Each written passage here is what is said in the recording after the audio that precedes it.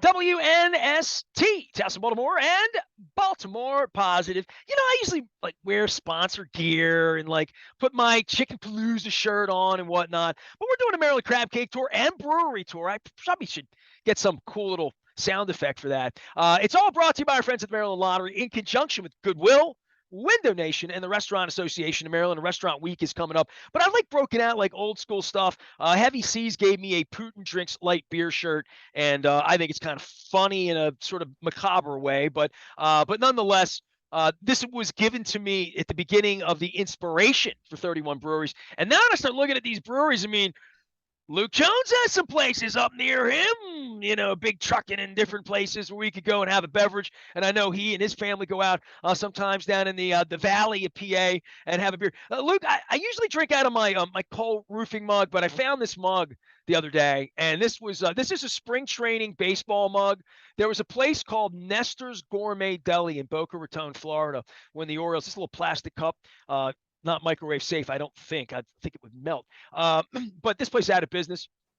So they predicted I was going to go out of business a lot. But this is the gourmet. So I'm drinking out of this today. My Rofo coffee. How are you? You're doing double duty, aren't you? Listen to, Orioles in a race. Lamar. Preseason football. How are you, man? How you holding up here? It's day one of I told Chloe, who's just been the most wonderful intern of all time, I said, when Luke goes back to training camp for year 14, I said, it's a little like first day of school. And you know what that's like. You were a teacher. No question about it. It's busy, but good busy. It's funny. You just mentioned, it's been 14 training camps for me. I had the privilege of covering the last two in Westminster.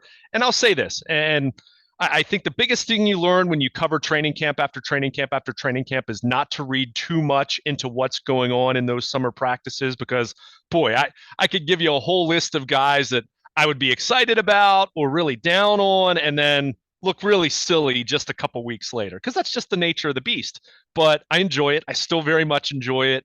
But, boy, I still miss those days in Westminster, that spontaneity that anyone, if you had a half day off work, whatever you could do, you just say, hey, let's hop in the car and let's go to McDaniel. Let's go and, watch practice and, get a bite to eat afterwards and enjoy Carroll County and all that. I miss that. I still miss that. I still think the organization, and look, this is something that happens everywhere in the NFL. There are very few spots like what Pittsburgh still does in Latrobe. You could drive Latrobe. There aren't many. That's such a card, literally. That's such a dying breed now, unfortunately. But I really do think teams and the Ravens, as much as it's fun and they've been able to accommodate, and they did have a nice atmosphere on the first day of practice. It's usually approximately 1,000 fans. It depends how many people are in each car that they're able to park. But I do miss those days. But I still very much enjoy it. And I think the nice thing for the Ravens, unlike last year where Lamar Jackson gets COVID first day of camp, and you just think everything else that ends up happening as the preseason goes on. Well, on day one anyway, it was uneventful in a good way. It was a pretty routine, slow ramp up kind of practice. In fact, I equated it to if you've ever seen their pregame routine, their practice almost felt like that. It was lots of reps against air. They didn't do a whole lot of 7-on-7 and 11-on-11 because they're trying to ramp up a little more slowly. And part of that's by design, and part of that's just what the NFL has become. Calais Campbell joked about it on report day that this is training camp 15 for him. And my goodness, he remembers two-a-days. He remembers full pads and contact on day one. And now that's just unheard of. So he reminds that, these young guys have it better than they think. But for the Ravens, though, they still have the PUP guys, Ronnie Stanley, Peters, Dobbins, and Edwards. We did find out Gus Edwards, it's not looking promising for him at the beginning of the season. So it turns out he's actually further behind than J.K. Dobbins even. But, that waiting sounds on like where Boyle was last year. Place, right? Right. And that's why I've been saying all along throughout the offseason, let's just take pause. I think this is going to be a good football team. I think this is going to be a playoff team. I actually like them to win the division because I think the Bengals are going to really, look at their schedule and what they're going to deal with being the the Super Bowl runner-up and everything that entails. But there's still so much unknown with how these guys are going to come back.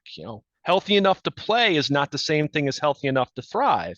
So that's where I just look at some of these guys coming back from injury and just say, let this play out. I think the key word for this preseason is going to be patience in a lot of ways. The ramp up at the beginning, some of these guys coming back from injury. You have a new defensive coordinator.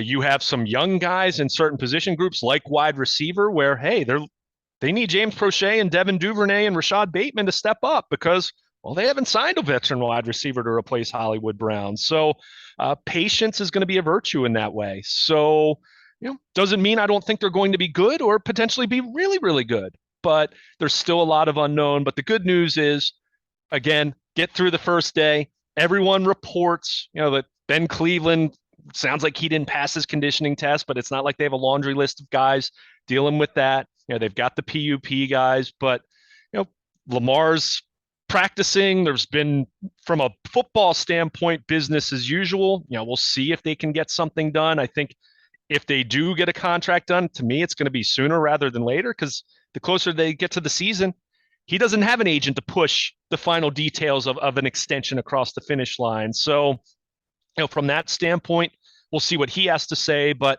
overall, an uneventful day one, which I can actually recall. I guess this was my second training camp, which was 2010. That was the year Dominique Foxworth tore his ACL the night before the first day. So you can have something like that. You can have Lamar having COVID last year at the beginning of camp. So nothing like that, which I'm sure was music to John Harbaugh's ears. That's for sure. Luke Jones is here. He is always there at training camp in Owings Mills, as well as at Oriole Park at Camden Yards. A little double duty with the Rays and the miraculous Orioles. What are you making of all this? You're having. I remember a day because sit up on my lap a little, Luke. Let Uncle Nestor tell you a story. I don't know where you were in 90, 96, 97, but that day when Cordell Stewart slashed his way back and the Orioles clinched against the Mariners, I went to both of those games that day, and it was one of those incredible Baltimore sports days that will never be replicated in that way because they played that way. But you're experiencing a little bit of that sort of magic that when the baseball team is relevant and you can't wait to get to the ballpark and all that, and they had their own issues. But I mean, come on, dude, you left a life of teaching fifth graders to come do this a long time ago. You have had rare occasions where this has gone on, but there really is something interesting with the baseball team that's going to go beyond if they lose 6 of their next 8, and they're susceptible to that, certainly with losing pitching, right, that could happen. But I think they're going to hover now. I mean, it's starting to look better than they're going to go 2-12 at some point, and screw it all up and only win 76 games somehow. Yeah, I mean, it's really feeling that way more and more. I mean, look at this Rays series. I mean, you have Ramon Urias hit the monster home run in the bottom of the 8th on Tuesday night. I mean, even in losing fashion, Jorge Mateo hits the game-tying homer on Wednesday night. You have a situation where they've held their own against the Rays. And we talked about this with the series at the Trop right before the break. They lost 2 out of 3. They had a chance to win 2 out of 3 in that one. Same with the Yankees series. They're not having that 8-2 stretch where you say, oh, wow, they're taking off, but they're holding their own. And this team just has an uncanny ability to perform in the late innings. You'd like to see the offense come alive a little bit earlier in games at times, but it's the nature of the beast. That wouldn't be Oriole magic, though. Yeah, exactly. But you look at so much of their profile. You look at the run differential. You look at some of the other, their record in close games. It's not as fluky as you think. I mean, think back to the 2012 team, and we've done a lot of comparing this team to the 2012 team because there were no expectations for that. Not that the Orioles were quite as awful pre-2012, but they weren't good. There was no thought that that was going to happen, that they would win 90 plus games. But that team had a lot of fluky things go their way. I mean, they were I think they were 29-9 in one-run games. They were like 16-2 in extra inning games. They had a lot of stats where you'd say, wow, that's not sustainable. The run differential didn't really match their record. This team, it's not as though they have these unbelievably dynamic numbers in that way, but their numbers kind of profile to say how they're playing isn't quite as fluky statistically as you would think. That tells me they actually are pretty decent. They're not there yet. They still have work to do, and losing Tyler Wells potentially with a back, oblique, whatever it ends up being, as far as MRI and further testing, that hurts. But at the same time, as I texted with you on Wednesday night as he was leaving the game, they were going to be shutting him down, or at least tightening up the reins anyway. Because remember, this is a kid who was a reliever last year as a Rule 5 pick. He had Tommy John surgery a couple years back. He didn't have a 2020 minor league season. It's not as though you can just say, oh, he's going to throw 160 innings and you're not going to ask any questions.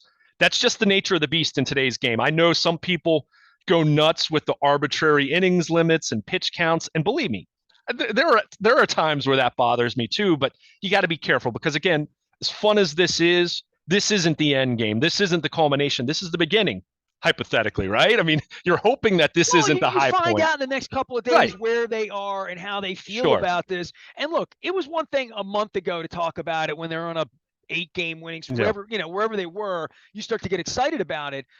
But then to say, well, where are they going to be in a month? And, well, okay, here we are. And I don't saying they're going all in or dealing DL Hall for, soda. I mean, they're not doing anything, Right. nor should they.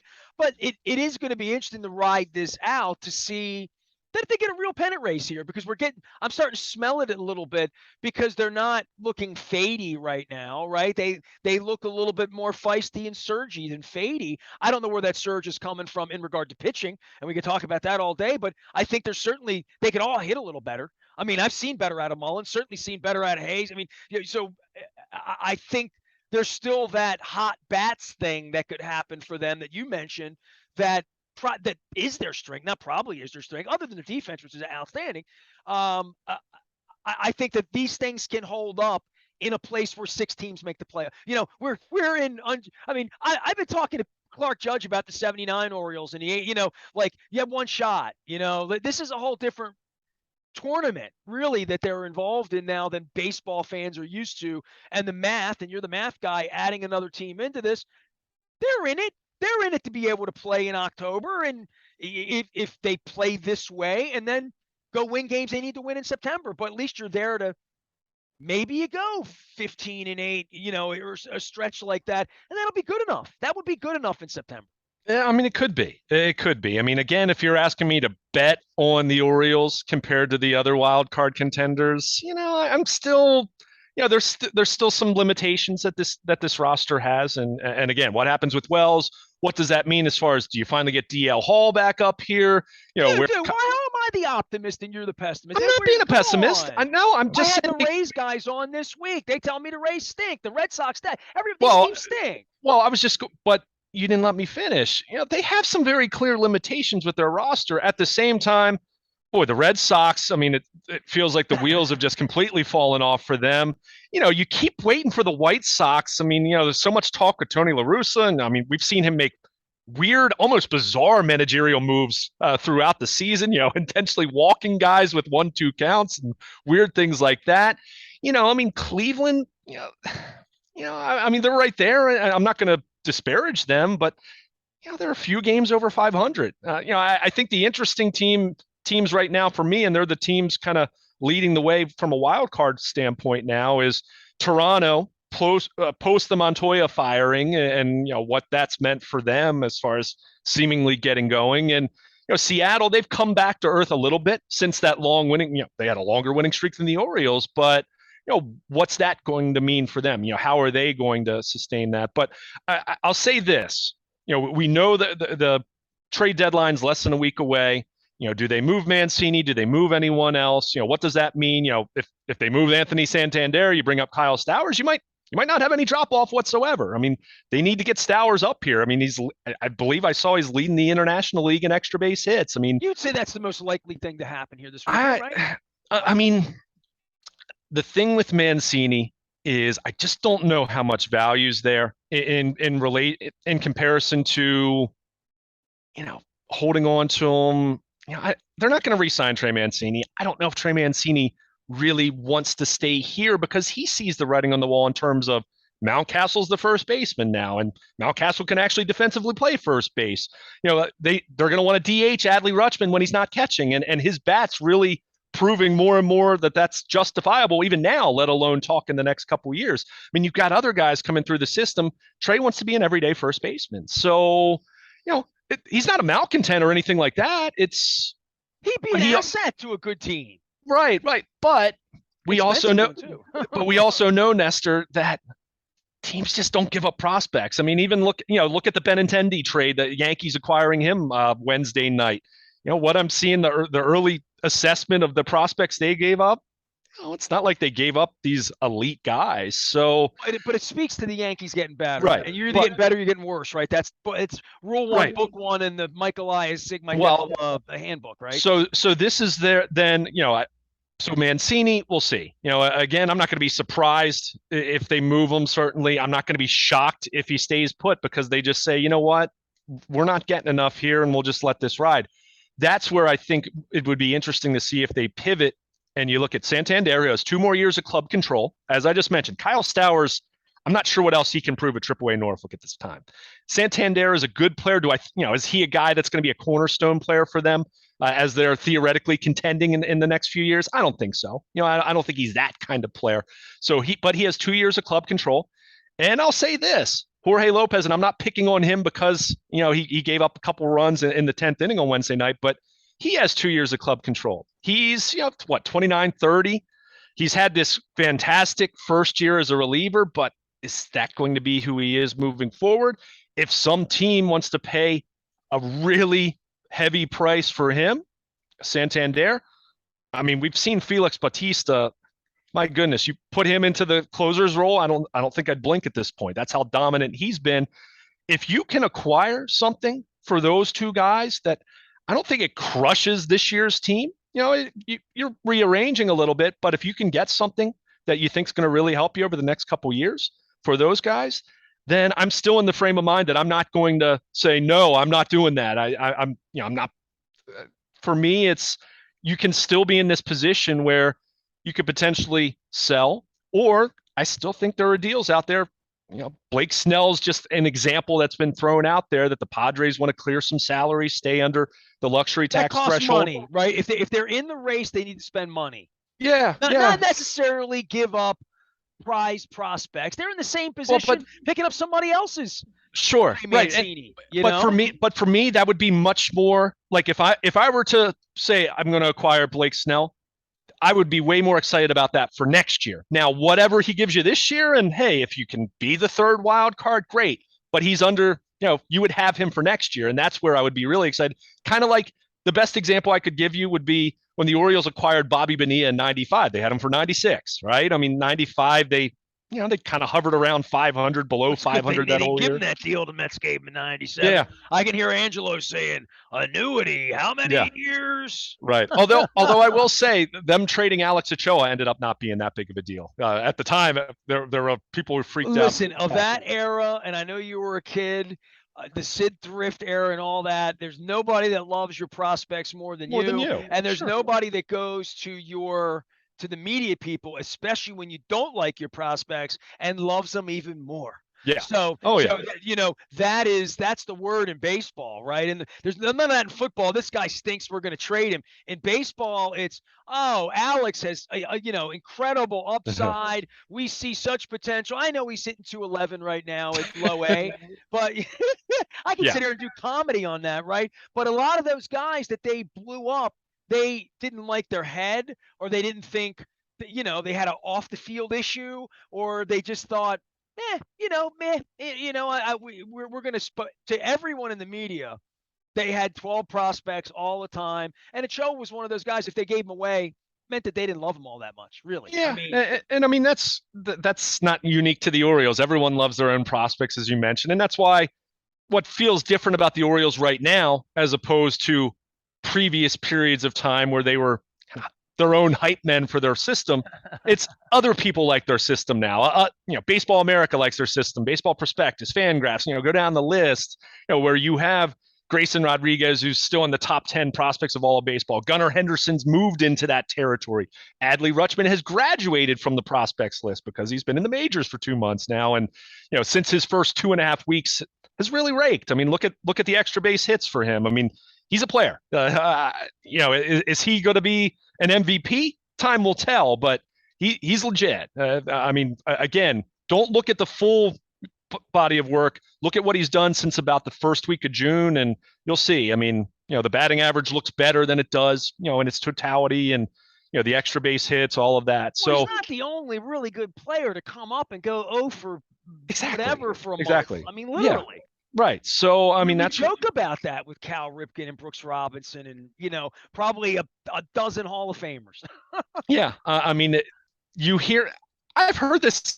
I've heard different sentiments related to this, but so many people will tell you the biggest jump in sports is going from, you're playing in AAA against quad A talents, former major leaguers are trying to hold on. There's fringe guys, right? And guys that have lots of tricks and, they know how to perform and all that. But then you get to the majors, and especially now, I mean, my goodness, you just on an average night. I was looking at this over the Yankee series, and I was actually saying something to another reporter in the press box that, I was thinking back to 25 years ago, where thinking when Armando Benitez would come in the game and light up the radar gun, right? 98, 99, touch 100 on occasion, and over that Orioles Yankee series last weekend, each one of those games, you had 3 or 4 guys in each game hitting 99 or higher on the gun. I mean, it's just commonplace now. So you don't see as much of that in AAA. So you come up from AAA and you have success there, and you think you're ready to go, and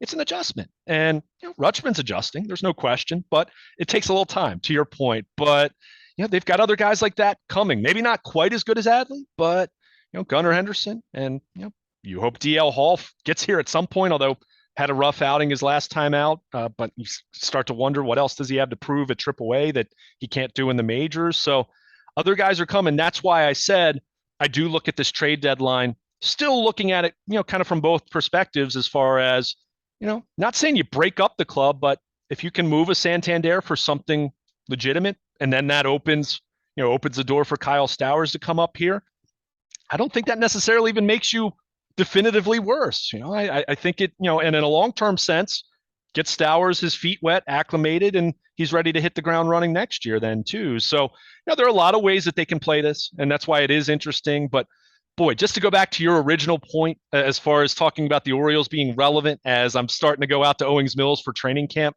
that we're even having a meaningful conversation about the trade deadline as far as the different ways that this could go, compared to just saying, oh, you're just selling off anyone you can to clear a little bit of payroll and get some Dominican prospect lottery tickets, like they did with Andrew Kashner 3 years ago.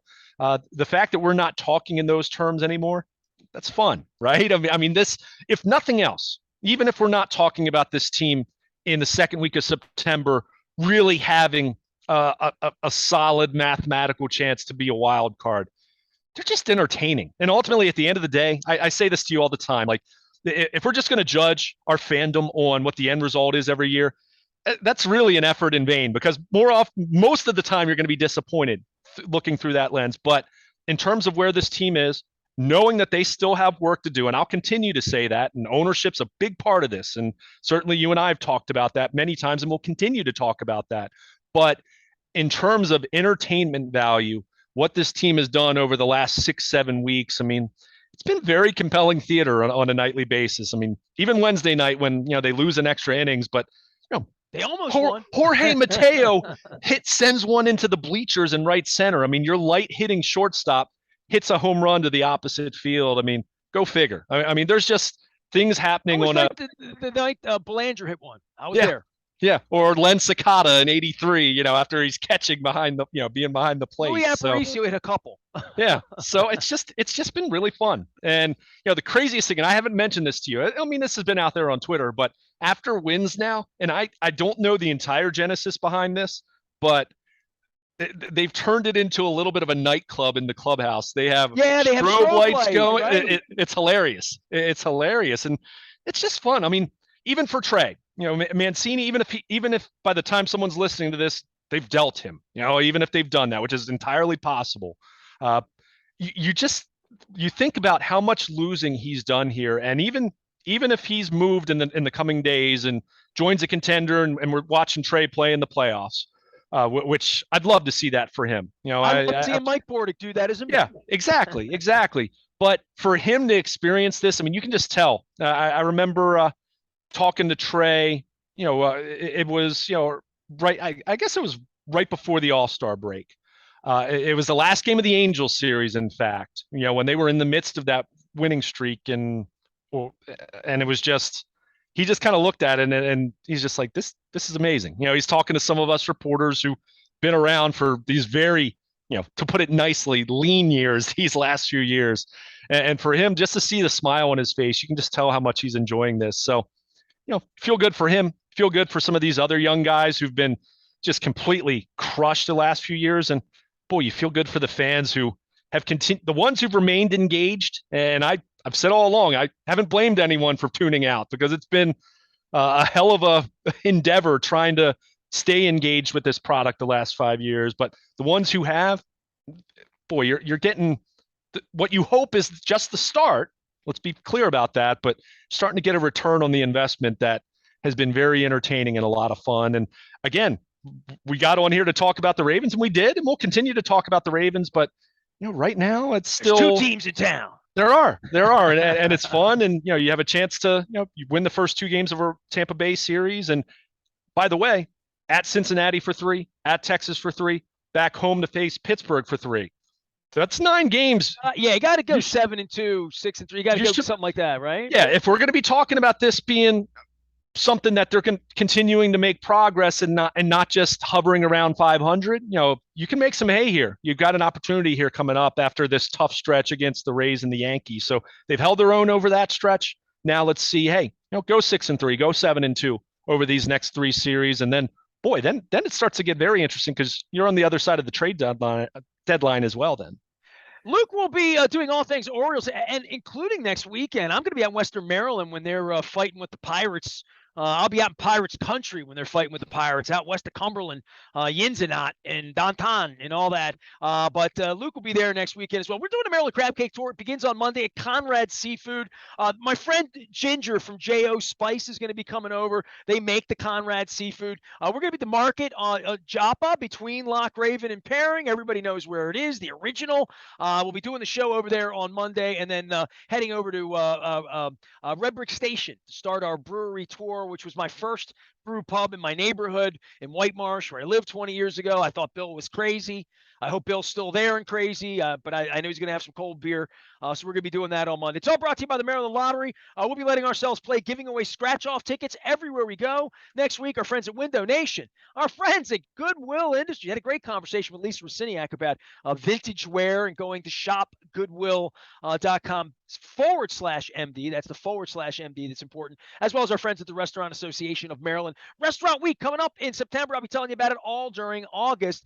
Luke will be telling you about Ravens. You can find him at Baltimore Luke anywhere the internet is served. I am Nestor. We are WNST, AM 1570. Towson, Baltimore. We never stop talking Baltimore positive.